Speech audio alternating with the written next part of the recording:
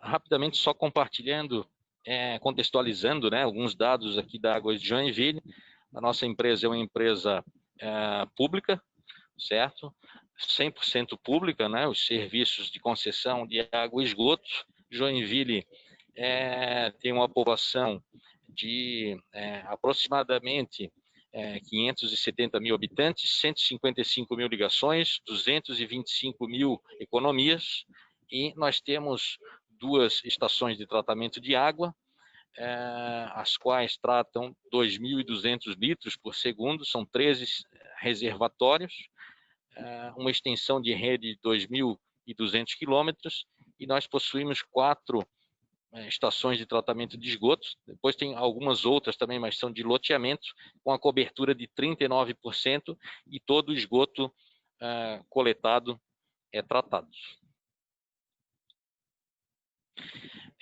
Muito bem. Então, o hidrômetro, ele é a caixa registradora, né, de uma concessionária de saneamento. Então, os serviços, o faturamento da concessionária, ele é quase em sua totalidade baseado na água que passa registrada aí nos hidrômetros, né? Seja na cobrança na água propriamente dito, ou na cobrança de esgoto, que é proporcional à cobrança ao registro da água, né? Então, o gerenciamento adequado do parque, ele permite uma cobrança justa pelo uso da água, né? Além disso, o hidrômetro ele evita, né, os desperdícios, os vazamentos. Então, isso está totalmente alinhado aí com a agenda ODS, né? Agenda de Segurança Hídrica, em especial o 6º objetivo ODS, né? Então, a importância ela é absoluta, né, no controle de perdas aparentes. Então, diversos autores tratam aí sobre esse assunto, né? E destaca-se ainda que a submedição ela é ampliada, né, pela falta de manutenção ou calibração dos medidores, o que fomenta a necessidade de uma boa gestão dos ativos, né? Então, os hidrômetros, além de eles possuírem valor por si como ativos, né? Mas principalmente eles produzem muito valor para o business, né? Então, surge daí a importância de uma adequada gestão dos ativos da hidrometria.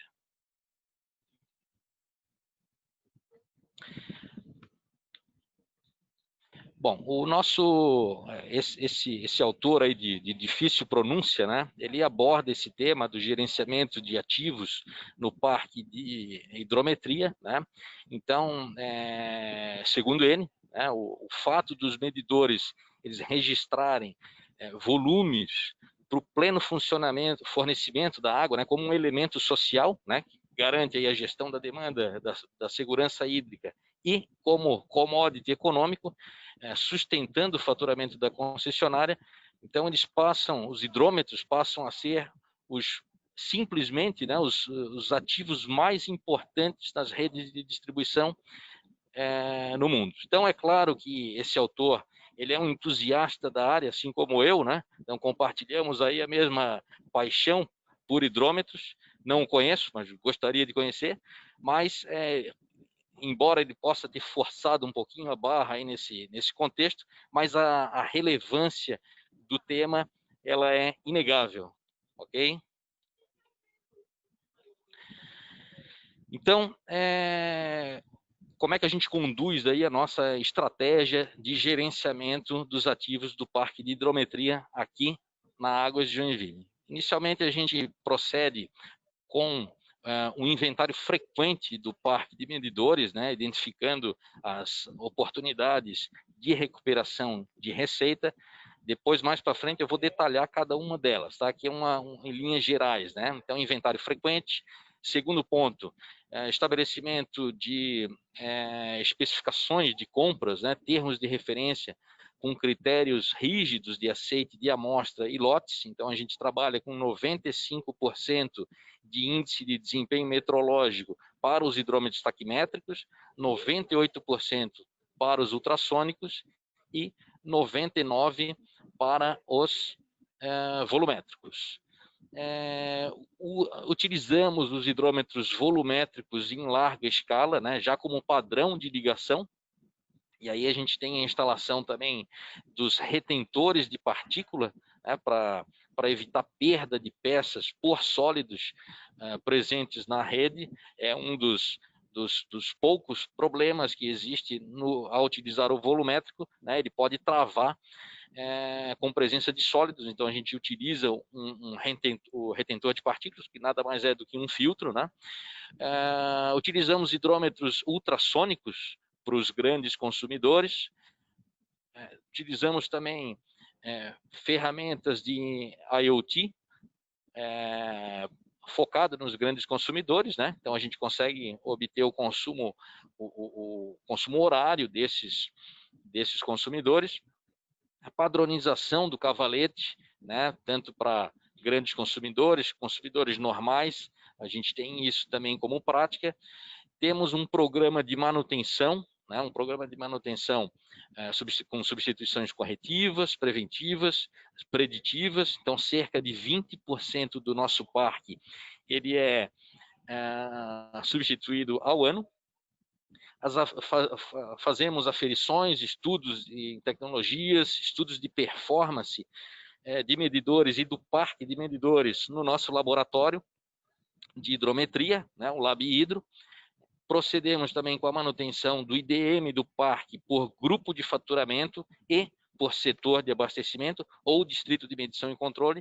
A nossa meta sempre é acima de 95% de IDM, né? Ou seja, 5% de submedição, que é o que preconiza a International Water Association, e capacitação frequente dos profissionais envolvidos na gestão de ativos do parque, né? Tudo isso, claro, dentro de um ciclo PDCA rodando, que é, em última análise, o cerne da ABNT, da NBR, a ISO 55000, né, que trata da gestão dos ativos. Então, planejamento, né, dentro desses 10 itens que eu comentei, existem itens de planejamento, existem itens de execução, existem as verificações dos indicadores e o aprimoramento contínuo das nossas atividades.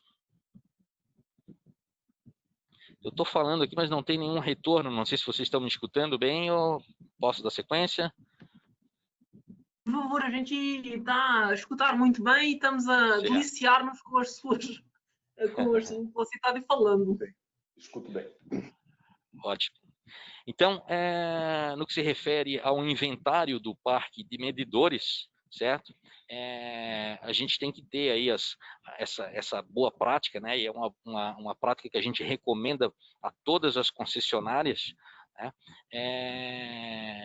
Que façam a sua gestão baseado em inventários, né? Porque a gente consegue com isso enxergar os números mais facilmente, né? Então eu trago aqui alguns dashboards que foram desenvolvidos em RStudio, que é uma ferramenta que tá free, né, para todo mundo usar. Então a gente tem aqui, compartilhando os nossos dados, né, nós temos um percentual de uso de ultrassônicos em termos de volume micromedido de quase 18%. Nós temos também uso do volumétrico para 46% do nosso volume micromedido. Então, a gente utiliza classe metrológica C, né, para a maioria do parque, né? E temos aqui estratificado também por marcas, né? Nós temos esse gráfico embaixo aqui dessas duas curvas, azul e rosa, representa uma queda do número de medidores unijato e um uso mais frequente dos medidores volumétricos. O nosso índice de padronização está em 57% e nós monitoramos, como eu comentei anteriormente, a nossa submedição por grupo de faturamento e por setor de abastecimento ou DMC, e a gente sempre trabalha com a nossa meta de 5% de submedição. Hoje a gente está com um índice de submedição de 3,57%. Depois eu vou explicar também como é que a gente chegou nesse número aí da submedição. Ok? Filipe, deixa-me só perguntar, Claro. esse gráfico que tem aí azul e rosa e que se cruzam, isso é anos em baixo e é tipologia de hidrómetro, é isso? Como é que vocês migraram de volumétrico de velocimétrico para volumétrico? Exatamente. Muito interessante. Isso mesmo. E as linhas as mais baixas, aquela verde e amarela ou castanha, são que tipo de hidrómetros? Ali são hidrômetros multijato, taquimétrico multijato, e temos também o ultrassônico, ok? E também o oscilação fluídica e eletromagnético nós temos no parque, mas eletromagnético só temos uma unidade, que a gente vende água para uma cidade vizinha, né? E oscilação fluídica a gente instalou poucas unidades só para fins de teste, né? Mas a imensa maioria são esses quatro, né? O taquimétrico unijato, multijato, volumétrico e ultrassônico, com destaque para o volumétrico e o ultrassônico, né? Que são aí metrologia C.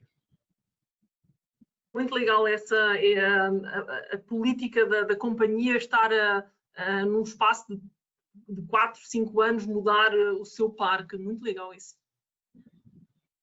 Ótimo.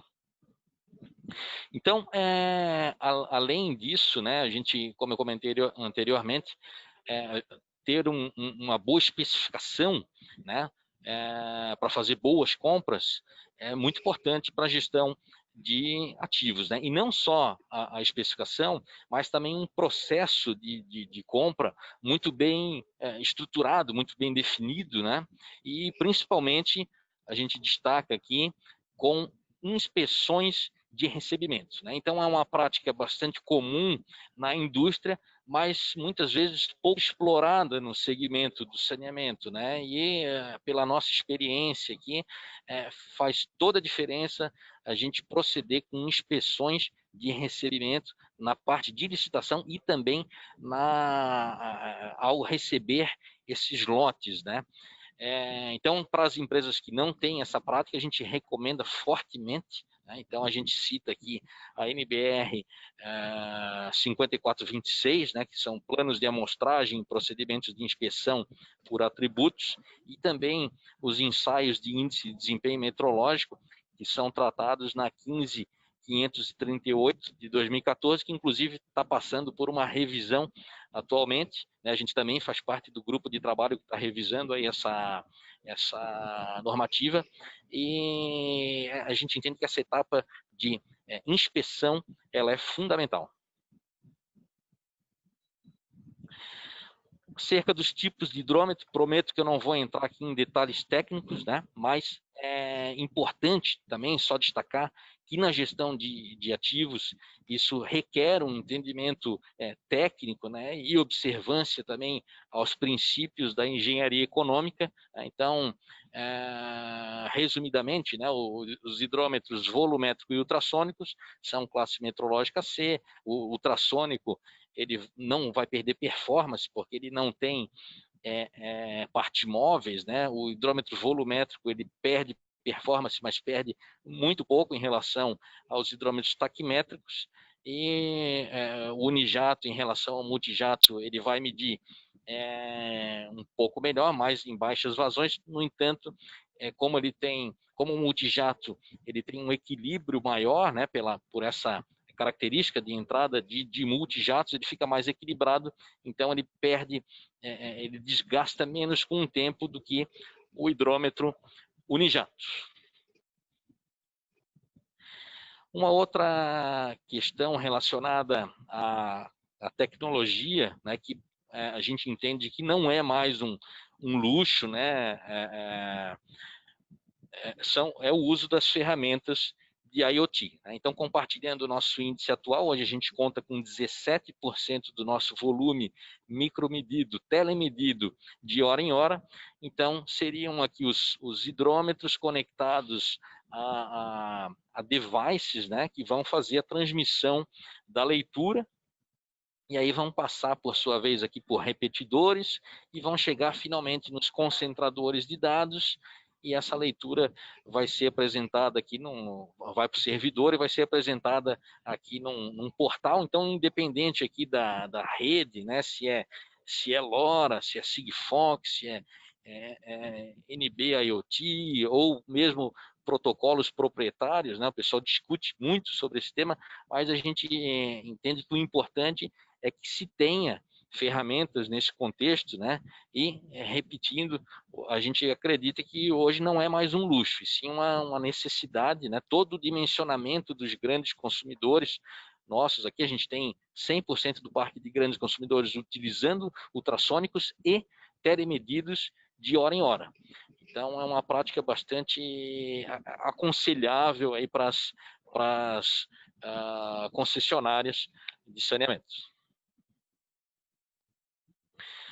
Outras tecnologias aqui, só citando, né, a gente faz o acompanhamento dos leituristas, né, que são agentes importantes aqui no contexto da micromedição também. Então, a gente acompanha essa leitura em tempo real, a gente recebe informações aí no sistema. Hoje a gente está com um percentual de leitura, de faturamento por média na casa de 0,45%, um índice bastante baixo, certo? O prazo de crítica é de 5 dias e fiscalizações desdobradas da crítica cerca de 350 ao mês, né? Uma outra prática que a gente considera bastante relevante é ter um padrão de ligação, né? Porque isso facilita a leitura, facilita demais o corte, manutenções da ligação, né? Troca de hidrômetros, entre outras, sem a necessidade da entrada do imóvel. Ela representa, sim, qualidade na micromedição, porque o hidrômetro fica instalado de uma forma adequada, sem acesso do usuário ao medidor, né? Inclusive, a gente tem uma publicação que a gente fez agora na SEMAI, mandamos, mas não foi publicado, porque não teve a SEMAI esse ano, né? Onde a gente demonstra que, do ponto de vista existe significância estatística, né, entre uma ligação padronizada e uma ligação não padronizada, né, desconsiderando quaisquer outros vieses, né, considerando o mesmo hidrômetro, enfim, mas diferenciando só no padrão de ligação. Então, proporciona ainda proteção do cavalete hidrômetro, evita fraudes, né, não elimina, mas evita fraudes e vazamentos, e estabelece um padrão já na fase de construção do imóvel. Então, algumas fotos aqui, né, o padrão de grandes consumidores, a foto aqui em cima, duas fotos de baixo, consumidores normais. Aí, compartilhando o nosso padrão de grande consumidor, também não vou entrar em detalhes técnicos, mas nós temos aí uma válvula de retenção e um pescoço de ganso, que a gente chama aí a jusante do hidrômetro, para que o hidrômetro trabalhe sempre afogado, né? Temos um filtro Y para reter partículas, temos um registro a montante, a jusante para manutenções, temos uma ventosa, que é um elemento também de até que ajuda no operacional da rede, né? Então, esse é o nosso padrão de ligação de grandes consumidores. O nosso aqui esse gráfico ele representa a nossa manutenção preventiva, corretiva e preditiva do parque de hidrômetros, né? Então a gente tem uma modelagem onde a gente prevê o IDM com assertividade de até 76%, certo? Então, baseado nisso é que a gente consegue apurar nosso IDM do parque. Então, a gente verifica o nível econômico de substituição, né? Não vou dar spoiler aqui, porque a Clarissa falou que a gente vai ter uma rodada específica para falar sobre esse assunto, mas quando a somatória das perdas de faturamento superam o valor da troca, ou seja, o valor do medidor mais o valor das conexões, mais o serviço, então o hidrômetro atingiu o nível econômico de troca, né? E aí a gente starta aí a substituição. A gente faz análise também de tendências de consumo através de ferramentas estatísticas, verificamos também o ano de instalação, que as portarias do Inmetro tratam a questão dessa forma, né? E aí a gente faz a seleção por grupos de faturamento, as campanhas de troca, para ter agilidade da nossa equipe de campo e não coincidir também com a leitura do medidor, que pode prejudicar o faturamento. Nosso laboratório de hidrometria, nós temos uma bancada com capacidade de 10 medidores. A gente entende que também não é um luxo, lógico, depende do porte da concessionária, né? Mas esses centros de estudo, eles são bastante importantes para que você possa refinar a gestão dos ativos, especificações técnicas, enfim, é bastante importante. Tá? A gente construiu esse laboratório dentro de um container naval, né? Porque a gente não tinha um espaço próprio, o nosso almoxarifado é alugado, então a gente construiu essa bancada dentro de um container, e aí a gente faz lá os nossos estudos, os nossos trabalhos. Alguns estudos que estão em curso, né? Um modelo de regressão linear múltipla, aplicado à previsibilidade do desempenho de hidrômetros, a determinação do momento ótimo de substituição, a partir da modelagem estatística, utilizando regressão linear múltipla, análise comparativa de desempenho de medidores ultrassônicos e eletromagnéticos. Esse trabalho a gente publicou agora na ESABESP. Apuração e análise de perfil de consumo horário e capacidade ociosa do sistema, utilizando a IoT, também publicamos na ESABESP. Influência da proteção do cavalete de água no índice de desempenho metrológico, comentei anteriormente já, né? E avaliação da performance de hidrômetros ultrassônicos submetidos à vazão de sobrecarga. Uma outra questão que a gente entende que é bastante relevante é o manuseio de hidrômetros, né? Então, a gente fez uma série de capacitações internas e também com as empresas terceirizadas envolvidas no processo para demonstrar a importância das boas práticas do manuseio de hidrômetro. Então, o hidrômetro ele percorre um longo caminho da fabricação até a instalação final nos usuários, né? Passa por transporte, armazenagem, e cada uma dessas etapas ela tem que ser observada, né? O caso haja um negligenciamento dessas etapas, pode haver perdas do índice de desempenho metrológico, né? Então, se o cidadão pega um hidrômetro, joga no baú da moto e sai lá velozes, furiosos, é claro que esse hidrômetro vai batendo e vai chegar na casa do cliente com prejudicado, né? Então, a gente usa uma analogia aqui com uma corrente, né? E aí a gente tem uma frase aqui que a corrente, a força da corrente está no seu elo mais fraco, né? Então, se a gente negligenciar alguma etapa desse processo, né? Claro que poderia ser etapa de especificação, poderia ser etapa de compras, mas no nosso caso aqui era um gap que a gente resolveu com capacitação, e a gente tem que fazer isso de forma frequente, senão o pessoal esquece, tem rotatividade, então a gente sempre tem que estar em cima disso, né, do manuseio dos hidrômetros. Então a gente faz uma analogia aí com o hidrômetro com uma caixa de ovo, né? Assim como uma caixa de ovo a gente tem que levar com cuidado, o hidrômetro também temos que levar, e ele está dentro de uma caixinha de ovo, se a gente parar para pensar, né? Os fabricantes agora eles estão começando a colocar os hidrômetros de uma forma tão organizada que parece que ele está dentro realmente de uma caixa de ovo. Então, se ele tem que voltar também de uma forma adequada, não pode voltar da forma como está essa foto aqui, né? E o retorno de uma forma adequada, ou a ida de uma forma adequada, ele acaba por prolongar, né? Ou não, né? Fechar ou prolongar o ciclo de vida do ativo. Então, isso é bastante importante, bastante relevante, né? Nós criamos, então, aqui o simbolismo, né, de uma bandeja de ouro, né? Então o hidrômetro tem que ser levado numa bandeja de ouro. Isso pegou bem, pessoal. A gente teve um relato, né? A gente estava numa terceirizada e daqui a pouco caiu um hidrômetro no chão e uma pessoa gritou: ó, a bandeja. Então é uma coisa que pegou bem, né? Essas práticas elas são bastante importantes. E por fim, né? Por fim, mas não menos importante, as pessoas, né?